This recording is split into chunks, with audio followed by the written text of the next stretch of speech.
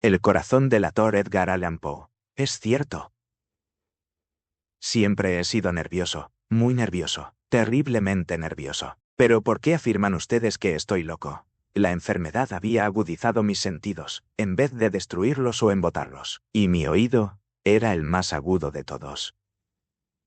Oía todo lo que puede oírse en la tierra y en el cielo. Muchas cosas oí en el infierno. ¿Cómo puedo estar loco, entonces? Escuchen y observen con cuánta cordura, con cuánta tranquilidad les cuento mi historia. Me es imposible decir cómo aquella idea me entró en la cabeza por primera vez. Pero, una vez concebida, me acosó noche y día. Yo no perseguía ningún propósito, ni tampoco estaba colérico. Quería mucho al viejo. Jamás me había hecho nada malo, jamás me insultó. Su dinero no me interesaba. Me parece que fue su ojo. Sí, eso fue. Tenía un ojo semejante al de un buitre, un ojo celeste, y velado por una tela. Cada vez que lo clavaba en mí se me helaba la sangre. Y así, poco a poco, muy gradualmente, me fui decidiendo a matar al viejo y librarme de aquel ojo para siempre. Presten atención ahora. Ustedes me toman por loco. Pero los locos no saben nada. En cambio, si hubieran podido verme. Si hubieran podido ver con qué habilidad procedí, con qué cuidado, con qué previsión, con qué disimulo me puse a la obra. Jamás fui más amable con el viejo que la semana antes de matarlo. Todas las noches, hacia las 12, hacía yo girar el picaporte de su puerta y la abría. Oh, tan suavemente. Y entonces, cuando la abertura era lo bastante grande para pasar la cabeza, levantaba una linterna sorda, cerrada, completamente cerrada, de manera que no se viera ninguna luz, y tras ella pasaba la cabeza. Oh, ustedes se hubieran reído al ver cuán astutamente pasaba la cabeza. La movía lentamente, muy lentamente, a fin de no perturbar el sueño del viejo. Me llevaba una hora entera a introducir completamente la cabeza por la abertura de la puerta, hasta verlo tendido en su cama. ¿Eh? ¿Es que un loco hubiera sido tan prudente como yo? Y entonces, cuando tenía la cabeza completamente dentro del cuarto, abría la linterna cautelosamente. Oh, tan cautelosamente. Sí, cautelosamente iba abriendo la linterna. Pues crujían las bisagras. La iba abriendo lo suficiente para que un solo rayo de luz cayera sobre el ojo de buitre. Y esto lo hice durante 7 largas noches. Cada noche, a las 12, pero siempre encontré el ojo cerrado, y por eso me era imposible cumplir mi obra, porque no era el viejo quien me irritaba, sino el mal de ojo. Y por la mañana, apenas iniciado el día, entraba sin miedo en su habitación, y le hablaba resueltamente, llamándolo por su nombre con voz cordial, y preguntándole cómo había pasado la noche. Ya ven ustedes que tendría que haber sido un viejo muy astuto para sospechar que todas las noches, justamente a las 12, iba yo a mirarlo mientras dormía. Al llegar la 8ª noche, procedí con mayor cautela que de costumbre al abrir la puerta. El minutero de un reloj se mueve con más rapidez de lo que se movía mi mano. Jamás, antes de aquella noche, había sentido el alcance de mis facultades, de mi sagacidad. Apenas lograba contener mi impresión de triunfo. Pensar que estaba ahí, abriendo poco a poco la puerta, y que él ni siquiera soñaba con mis secretas intenciones o pensamientos. Me reí entre dientes ante esta idea, y quizá me oyó, porque lo sentí moverse repentinamente en la cama, como si se sobresaltara. Ustedes pensarán que me eché hacia atrás, pero no. Su cuarto estaba tan negro como la pez, ya que el viejo cerraba completamente las persianas por miedo a los ladrones. Yo sabía que le era imposible distinguir la abertura de la puerta, y seguí empujando suavemente, suavemente. Había ya pasado la cabeza, y me disponía a abrir la linterna, cuando mi pulgar resbaló en el cierre metálico, y el viejo se enderezó en el lecho, gritando. ¿Quién está ahí? Permanecí inmóvil, sin decir palabra. Durante una hora entera, no moví un solo músculo, y en todo ese tiempo no oí que volviera a tenderse en la cama. Seguía sentado, escuchando, tal como yo lo había hecho, noche tras noche, mientras escuchaba en la pared los taladros cuyo sonido anuncia la muerte. Oí de pronto un leve quejido, y supe que era el quejido que nace del terror. No expresaba dolor o pena, oh no, era el ahogado sonido que brota del fondo del alma cuando el espanto la sobrecoge. Bien conocía yo ese sonido. Muchas noches, justamente a las 12, cuando el mundo entero dormía, surgió de mi pecho, ahondando con su espantoso eco los terrores que me enloquecían. Repito que lo conocía bien. Comprendí lo que estaba sintiendo el viejo, y le tuve lástima, aunque me reía en el fondo de mi corazón. Comprendí que había estado despierto desde el primer leve ruido, cuando se movió en la cama. Había tratado de decirse que aquel ruido no era nada, pero sin conseguirlo. Pensaba, no es más que el viento en la chimenea, o un grillo que chirrió una sola vez. Sí, había tratado de darse ánimo con esas suposiciones, pero todo era en vano. Todo era en vano, porque la muerte se había aproximado a él, deslizándose furtiva, y envolvía a su víctima. Y la fúnebre influencia de aquella sombra imperceptible era la que lo movía a sentir, aunque no podía verla ni oírla, a sentir la presencia de mi cabeza dentro de la habitación. Después de haber esperado largo tiempo, con toda paciencia, sin oír que volviera a acostarse, resolví abrir una pequeñísima ranura en la linterna. Así lo hice.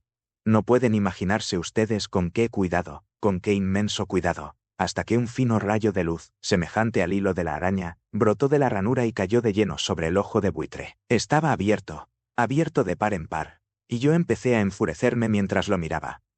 Lo vi con toda claridad, de un azul apagado y con aquella horrible tela que me helaba hasta el tuétano. Pero no podía ver nada de la cara o del cuerpo del viejo, pues, como movido por un instinto, había orientado el haz de luz exactamente hacia el punto maldito. ¿No les he dicho ya que lo que toman erradamente por locura es solo una excesiva agudeza de los sentidos? En aquel momento llegó a mis oídos un resonar apagado y presuroso, como el que podría hacer un reloj envuelto en algodón. Aquel sonido también me era familiar. Era el latir del corazón del viejo. Aumentó aún más mi furia, tal como el redoblar de un tambor estimula el coraje de un soldado. Pero, incluso entonces, me contuve y seguí callado, apenas si respiraba.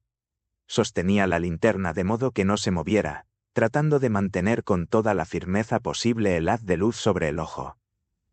Entretanto, el infernal latir del corazón iba en aumento. Se hacía cada vez más rápido, cada vez más fuerte, momento a momento. El espanto del viejo tenía que ser terrible. Cada vez más fuerte, más fuerte. ¿Me siguen ustedes con atención? ¿Le siguen ustedes con atención? Les he dicho que soy nervioso. Sí, lo soy. Y ahora, a medianoche, en el terrible silencio de aquella antigua casa, un resonar tan extraño como aquel me llenó de un horror incontrolable. Sin embargo, me contuve todavía algunos minutos y permanecí inmóvil, pero el latido crecía cada vez más fuerte, más fuerte. Me pareció que aquel corazón iba a estallar, y una nueva ansiedad se apoderó de mí. Algún vecino podía escuchar aquel sonido. La hora del viejo había sonado. La hora del viejo había sonado. Lanzando un alarido, abrí del todo la linterna y me precipité en la habitación. El viejo clamó una vez. Nada más que una vez. Me bastó un segundo para arrojarlo al suelo y echarle encima el pesado colchón. Sonreí alegremente al ver lo fácil que me había resultado todo. Pero durante varios minutos, el corazón siguió latiendo con un sonido ahogado. Claro que no me preocupaba, pues nadie podría escucharlo a través de las paredes. Cesó, por fin, de latir. El viejo había muerto. Levanté el colchón y examiné el cadáver. Sí, estaba muerto, completamente muerto. Apoyé la mano sobre el corazón y la mantuve así largo tiempo. No se sentía el menor latido. El viejo estaba bien muerto. Su ojo no volvería a molestarme. Si ustedes continúan tomándome por loco, dejarán de hacerlo cuando les describa las astutas precauciones que adopté para esconder el cadáver. La noche avanzaba, mientras yo cumplía mi trabajo con rapidez, pero en silencio. Ante todo descuarticé el cadáver. Le corté la cabeza, brazos y piernas. Levanté luego 3 planchas del piso de la habitación y escondí los restos en el hueco. Volví a colocar los tablones con tanta habilidad que ningún ojo humano, ni siquiera el suyo, hubiera podido advertir la menor diferencia. No había nada que lavar, ninguna mancha, ningún rastro de sangre. Yo era demasiado precavido para eso. Una cuba había recogido todo. ¡Ja! ¡Ja! Cuando hube terminado mi tarea, eran las 4 de la madrugada, pero seguía tan oscuro como a medianoche. En momentos en que se oían las campanadas de la hora, golpearon a la puerta de la calle. Acudí a abrir con toda tranquilidad, pues, ¿qué podía temer ahora? Hallé a 3 caballeros, que se presentaron muy civilmente como oficiales de policía. Durante la noche, un vecino había escuchado un alarido, por lo cual se sospechaba la posibilidad de algún atentado. Al recibir este informe en el puesto de policía, habían comisionado a los 3 agentes para que registraran el lugar. Sonreí, pues, ¿qué tenía que temer? Di la bienvenida a los oficiales y les expliqué que yo había lanzado aquel grito durante una pesadilla. Les hice saber que el viejo se había ausentado a la campaña. Llevé a los visitantes a recorrer la casa y los invité a que revisaran bien. Finalmente acabé conduciéndolos a la habitación del muerto. Les mostré sus caudales intactos y cómo cada cosa se hallaba en su lugar. En el entusiasmo de mis confidencias, traje sillas a la habitación y pedí a los 3 caballeros que descansaran allí de su fatiga, mientras yo mismo, con la audacia de mi perfecto triunfo, colocaba mi silla en el exacto punto bajo el cual reposaba el cadáver de mi víctima. Los oficiales se sentían satisfechos. Mis modales los habían convencido. Por mi parte me hallaba perfectamente cómodo. Se sentaron y hablaron de cosas comunes, mientras yo les contestaba con animación. Mas, al cabo de un rato, empecé a notar que me ponía pálido, y deseé que se marcharan. Me dolía la cabeza y creía percibir un zumbido en los oídos, pero los policías continuaban sentados y charlando. El zumbido se hizo más intenso. Seguía resonando y era cada vez más intenso. Hablé en voz muy alta para librarme de esa sensación, pero continuaba lo mismo, y se iba haciendo cada vez más clara, hasta que, al fin, me di cuenta de que aquel sonido no se producía dentro de mis oídos. Sin duda, debí de ponerme muy pálido, pero seguí hablando con creciente soltura y levantando mucho la voz. Empero, el sonido aumentaba, ¿y qué podía hacer yo? Era un resonar apagado y presuroso, un sonido como el que podría hacer un reloj envuelto en algodón. Yo jadeaba tratando de recobrar el aliento, y, sin embargo, los policías no habían oído nada. Hablé con mayor rapidez, con vehemencia, pero el sonido crecía continuamente. Me puse en pie y discutí sobre insignificancias en voz muy alta y con violentas gesticulaciones, pero el sonido crecía continuamente. ¿Por qué no se iban? Anduve de un lado a otro, a grandes pasos, como si las observaciones de aquellos hombres me enfurecieran, pero el sonido crecía continuamente. ¡Oh, Dios! Lancé espumarajos de rabia, maldije, juré, balanceando la silla sobre la cual me había sentado. Raspé con ella las tablas del piso, pero el sonido sobrepujaba todos los otros y crecía sin cesar. Más alto, más alto, más alto, más alto, y entretanto los hombres seguían charlando plácidamente y sonriendo. ¿Era posible que no oyeran? ¡Santo Dios! No, no. Claro que oían y que sospechaban. Sabían, y se estaban burlando de mi horror. Sí, así lo pensé, y así lo pienso hoy. Pero cualquier cosa era preferible a aquella agonía.